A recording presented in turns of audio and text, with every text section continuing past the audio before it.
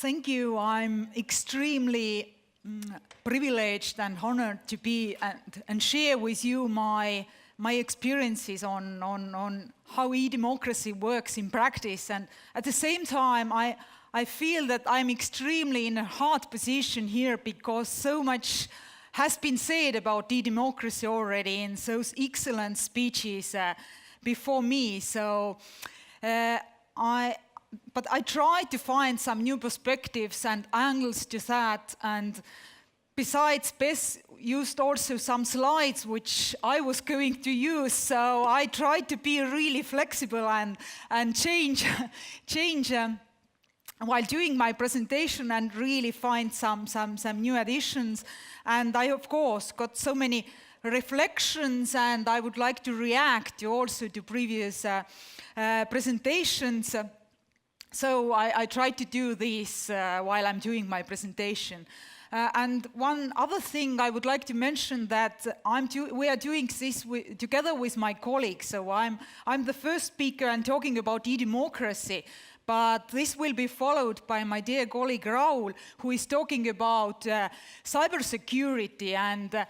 And the reason partly is that we just quite recently conducted a situation review in Eastern Partnership countries, in 6 countries, mapping the situation on those 2 focus topics. And we think that both those fields are extremely important for all other new democracies who are seeking ways to build secure and innovative and inclusive societies. So this is the reason why I combine those 2 presentations in one session. My plan was to walk you through a very short introduction and also just stopping for a few words on concept of what we mean by e-democracy. I know so much has been said about e-democracy, but just highlighting some things we consider to be important. And then some methodology, because many things have been said about how to measure or how important it is to measure the progress of e-democracy. I'm talking about that. But my focus of my presentation will be a rather practical one. Our approach in e-Governance Academy is rather hands-on approach. So we are at the same time, we are non-academical organizations, although our name tells this, but we are rather practitioners. So I'm talking more about my practical personal experiences on implementing different e-democracy tools, models, and methods on government level, but more even focusing on local government level. So when we talk about balanced e-governance, we think in academy and we try to promote that really e-government is just, let's face and admit that so far the focus has more been on e-services, e-administration, which we can refer as e-government.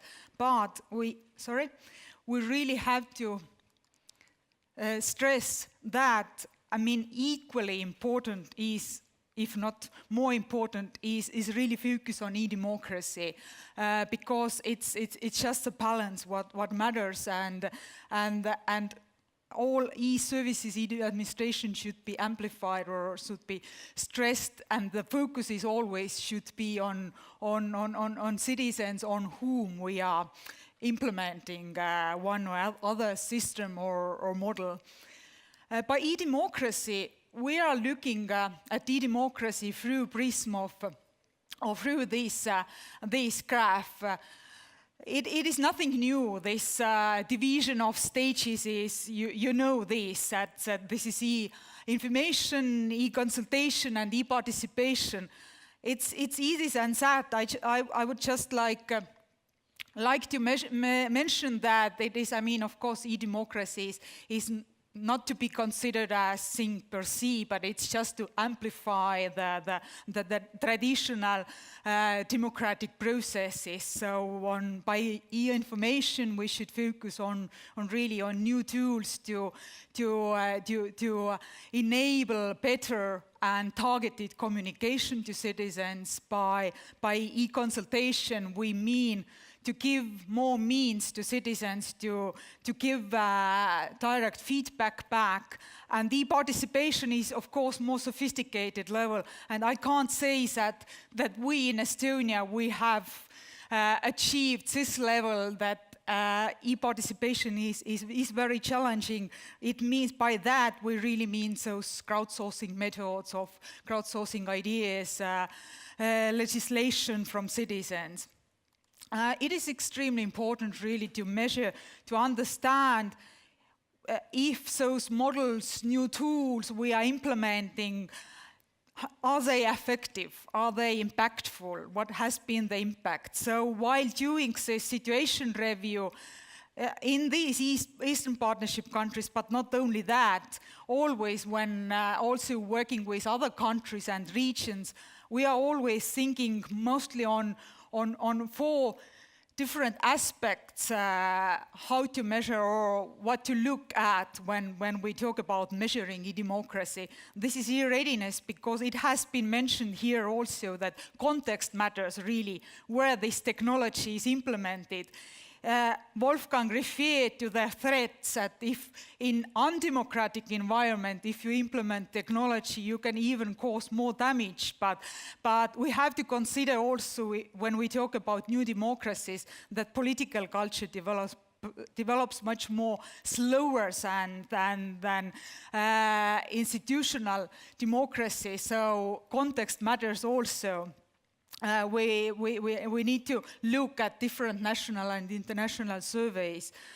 We have to consider our strategic and legal frameworks are supporting the implementation of technology, because if this coordination is not in place, we can't expect any impact or this effect. We also have to consider what are institutions and actors. How is the coordination of implementing this technology to enhance democracy? And of course, we think it is extremely important to focus on showcases, because by the end, these are concrete examples what are the most educative and helpful.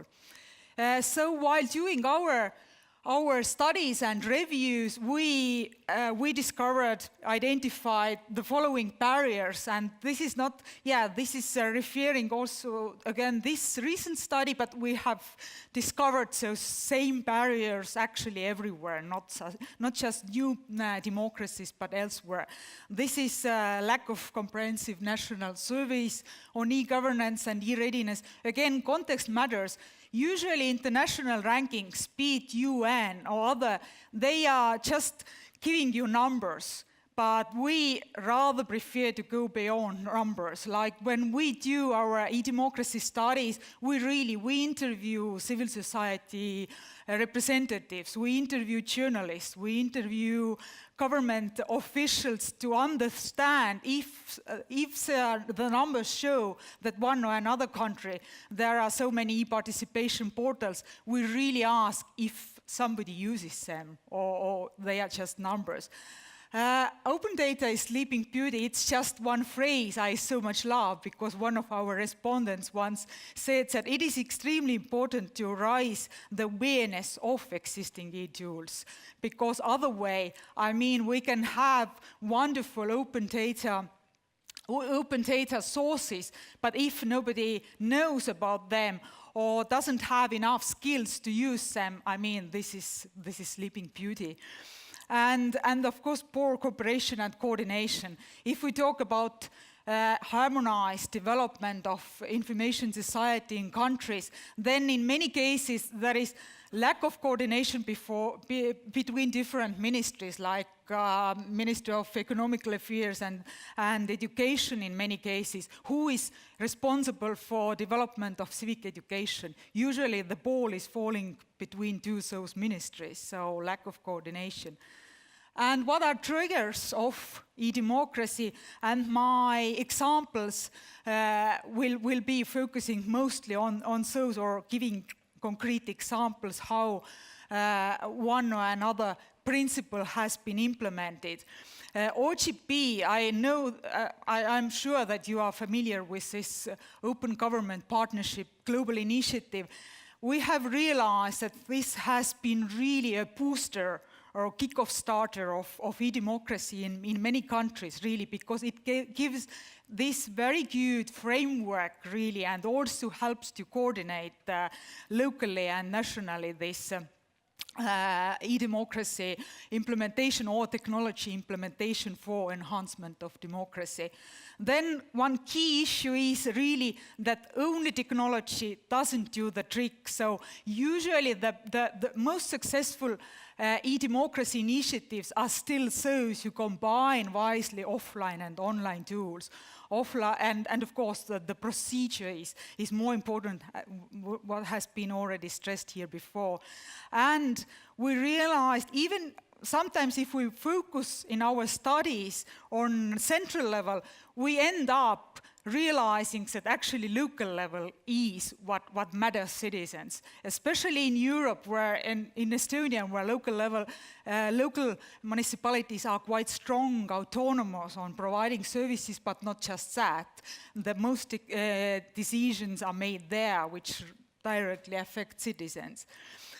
So very shortly, because it has been already mentioned, Estonian case many times, I mean, what has been then Estonian strategy? I know, and you hear here in this conference many times, narrative of Estonian e-government, but and I think that I totally agree what has been mentioned by Wolfgang earlier, that we somehow, yes, we did some really good things from the very beginning because we were ambitious enough. We understood that we have to leapfrog, if we want to leapfrog the rest of the world, we have to do something differently, completely differently.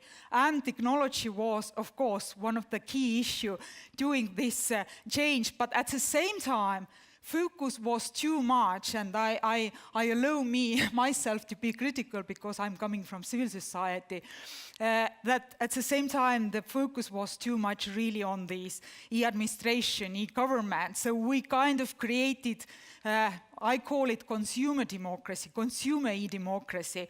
But it is not possibly a bad thing because we created with that trust not only in technology, but also trust in government, because really Estonians trust the government, as was mentioned by our president as well.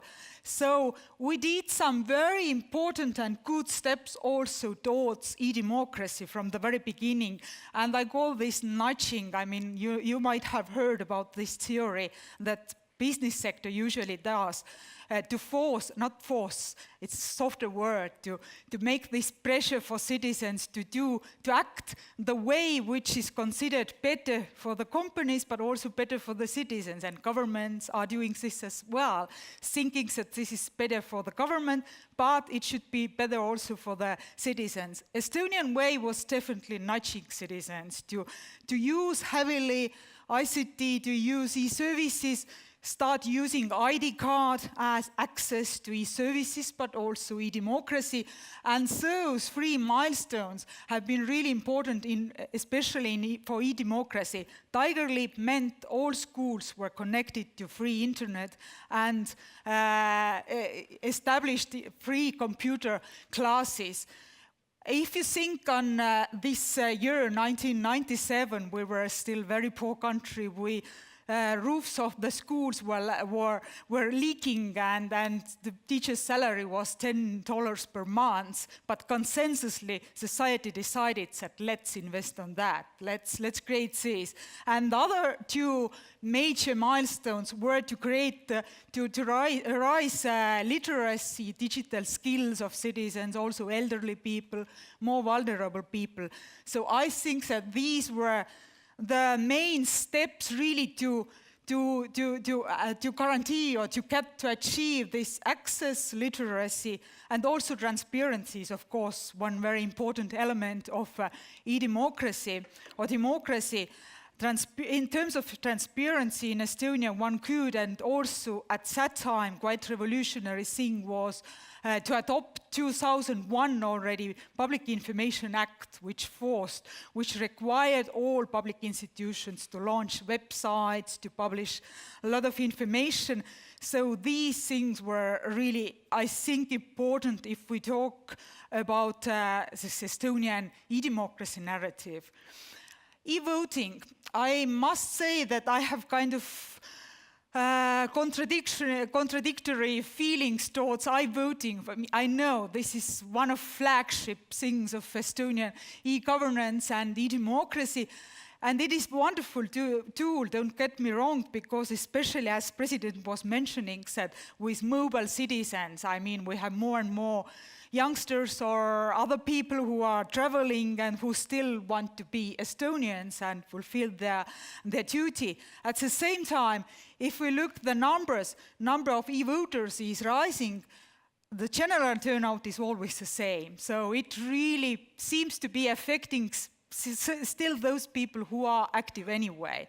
I think it is much more important and relevant if we talk about e-democracy, to talk about election compass, which are different tools to create informed citizens. This is the tool which enables people to, before elections, to compare its own standpoints with standpoints of different political parties. So I think creating informed citizens is much more important for the health of democracy. But still, we have been talking mostly about access, this e-information or e-consultation, but this e-participation, empowerment, interactivity part is still, harder to achieve. So what are the methods, models, and tools to achieve this, to kind of step to the next level? So first method. One method I would like to introduce you, because we have quite successfully, I think we have quite successfully tested this. Again, I'm not going into details about this open government partnership methodology, but the main idea is that power or government institutions government has certain commitments to implement new activities, to plan and implement new activities together with civil society to achieve more open, more transparent, more accountable governance. We brought this method to local level. We tested it with many local governments because for this local community, those decisions, as I mentioned, are much more important. And together with Estonian local governments and their communities, we had one project with 8 pilot municipalities. We kind of worded or phrased 7 main areas for local governance, which are more important areas, like transparency of administrative processes, co-production of public services, and all those areas can be supported. The technology is an extremely important component to amplify or support these areas. We had another project also, using the same methodology, but using also the very important momentum in Estonia where there was administrative reform. We approached those merging municipalities offering this methodology. And so we really worked together with local communities, worked out very concrete recommendations for the new power, because after reform there were elected new bodies for new bigger municipalities where local power is even more distant for average citizens. And really, we were thinking that this movement is very important to introduce the same methodology. I'm not going into detail. We also think that sometimes 1,000 words is not so good. That one picture or video, you can look at our website. You can find many videos about our recommendations how to implement this methodology. Secondly, Best told already everything about this Estonian crowdsourcing example, or this model People's Assembly. This was really 2013 when our president actually invited civil society organizations to come up with some new ideas how to renovate or refresh democracy, and then this platform was launched to crowdsource citizens' ideas, and the main idea was really to get proposals for changes of legislation. But what is even more important is really the model behind. I'm not talking more about this outcome of this process. Although there were some differences, I think that there were some very concrete outcome also, not similar to those Spanish examples, because by the end, 7 new laws or some new laws and some modifications of laws were coming out. But I think the crowdsource model itself is extremely important, that you crowdsource ideas from citizens, but then comes this expert phase when you create this knowledgeable citizens, more informed citizens, where experts of different areas are giving really their expertise and educate. They are talking about impact of one or another proposal. Deliberation, which is extremely important. In this case, there were randomly selected Estonian citizens were face-to-face deliberating about ideas, voting. I'm running very soon out of time, but I'm coming to very more specific case from local level, where we are using the same crowdsourcing model for participatory budgeting. We started from city Tartu, which is my home city. And we are using a similar model, similar phases. We are crowdsourcing ideas from citizens, what to do with 1% of investment budget of city every year. So these ideas are coming directly from citizens. Then we give expertise. We organize deliberation events. We educate those authors of ideas. We give them trainings on how to market their ideas. And then there is voting. I mean, every registered citizen of Tartu is voting. And then there will be local government is responsible for implementing. Just to show that I'm not talking about abstract things, but these are just winning ideas from my home city. What are crowdsourced ideas are coming directly from citizens, and citizens have voted for them. And I always value more this creativeness of this crowdsourcing thing, and I think that it should be any kind of engagement. E-democracy should be fun as well. So I'm glad that more and more we have got ideas like, a public sauna in city center out of class, or exercise-friendly schoolyards. These are winning ideas from last year. And I'm happy that citizens have learned to do more and more publicity. They have understood that they are responsible for their ideas, for implementation of their ideas as well. And yes, I think that it is not value of participatory budgeting, but this is actually value of doing any kind of very concrete e-engagement initiatives, is that it somehow makes this all e-democracy abstract thing very tangible and materialistic for citizens. These type of things are really learning by doing exercises. And any local government or government should be, they should feel that there is so much flexibility in these kind of initiatives. In many times, these are not regulated even by law, so they should be risking more. They should take this freedom to experiment. And now the same model is used in local level more and more in other cities also for crowdsourcing ideas to comprehensive plans, to different development documents. And which is good thing, as I coming to close, my presentation is that most important is to combine, again, those e-tools with traditional tools. Like if we take this model also, we crowdsource ideas using online tools, but then we organize face-to-face deliberation events, because this way only we create those informed citizens. And last thing, I'm not talking about tools, because you are all invited tomorrow for special session about e-democracy tools. One is Voli's Estonian tool, which we are using also for participatory budgeting. Another is Rahvaalgatus, which is also crowdsourcing tools. There will be also one Canadian e-democracy tool presented tomorrow. This is tomorrow. My takeaways, I'm glad that I put it on my slide before president, that start small, start now. Though I was not copying our president, but I think that it is very important to start from smaller steps, and then you might have been more successful.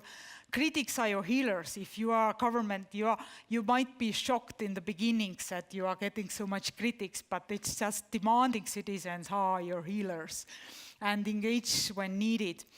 And last but not least, if you feel that you would like to have our assistance as e-Governance Academy, we are happy to assist you on creating your digital engagement strategy, or help you on participatory budgeting. And we have tested this in some other countries, like in Georgia, we are testing this right now.